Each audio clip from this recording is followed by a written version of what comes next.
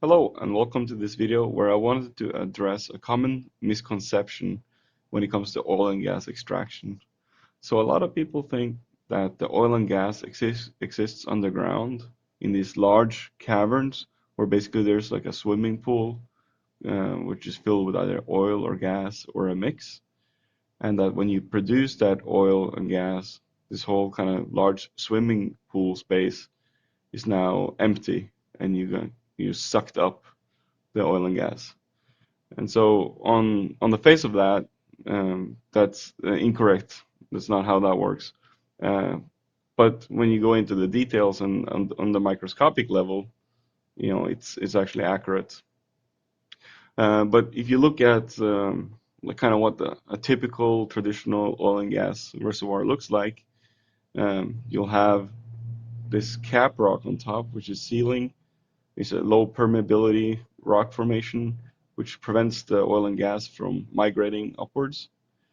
And then you may have gas in this part because gas is lighter than oil, so it will be on top. Then you have oil here because oil is lighter than water. And then you have water underneath. And so the interface between the water and the oil will be the oil-water contact. And then the interface between the oil and the gas will be the gas-oil contact or oil-gas contact. Um, and so this the oil and gas here, so the gas here and the oil here, it's actually existing in the microscopic pore space in the rock. So it's not just free slushing fluid. It's inside of the rock, like you can't visibly see it with your eyes, but we can see it with a microscope, or if we use computerized tomography or CT scan. So, these are some examples of what the reservoir rock will look like. So these have been cored out from underground. Could be several kilometers or miles underground, and specialized equipment is used to extract these cores, typically from the reservoir area, to investigate how much oil and gas exists in the reservoir and how easily it can be extracted. So this would be more of this is a side view of this core, and here they're stacked, kind of what they would look like on location. So if we take one of those cores on the previous picture and we put it into a CT scan, we can do a density analysis to see, and we can color code the density to see what is inside the core. So the rock will have a higher density than the oil and the water and the gas, but there will also be a difference between the density of the water, oil, and gas. So just based on density, you can see what is rock, what is oil, what is water, and what is gas. So you get an understanding of just the amount of different fluids inside the rock core.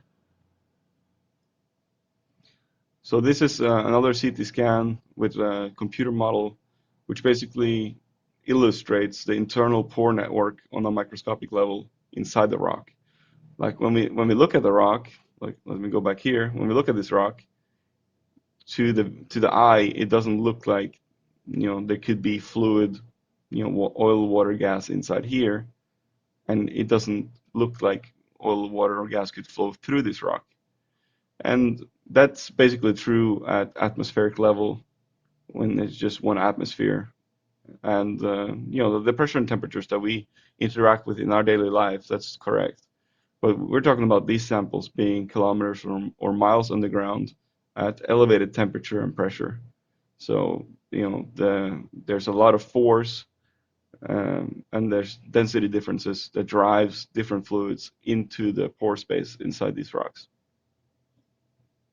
Now, if we look at the kind of a 2D view, if we kind of cut a slice of a rock and we label the different things, so we have green, that's the oil, then we have the blue, that's the water, and then we have the rock itself, which is this yellow with the dots. We can see that, in this example, this would be like an example of an oil reservoir where you have all this rock, you have this pore space, which either has oil or water, and then the oil is what you want to extract in this case, but there's still water present. And so you basically just need to have a drawdown or a pressure differential so that the oil will flow towards whatever well that you drilled to extract oil and gas. And this will be on a more it's either, I'm not sure if it's an X-ray or a CT scan, but here you can see based on the color differences that this is, here you have gas, and this you have oil, and this you have water, and it's probably based on the density. And then the scale here is micrometers, so 500 micrometers. So when you're producing, you're basically flowing, or the oil and gas, or the oil here in this case, is flowing through the connected pore network inside the rock down the ground. And then this image will show, like this will be when you initially drill the hole and you start the production. This is the oil in it, and then as you are depleting it over time, the amount of oil inside here, like the volume is shrinking, the rock is compacting. As the fluid is leaving the rock, the pressure surrounding the rock pushes the grains closer together, and because now the liquid has left, some of the liquid has left, it'll basically compress and become smaller.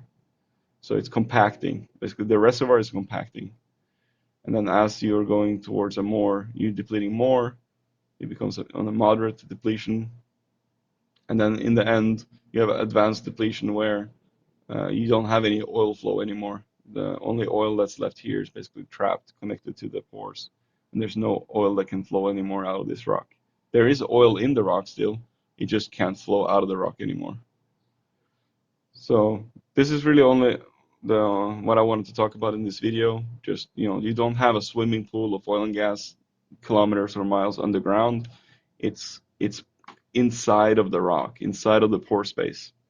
And when you produce that oil and gas, there is compaction. The rock now has less liquid and gas inside it, and so it does shrink in size, a corresponding amount to what is being extracted or produced from that reservoir. That's it. Thank you.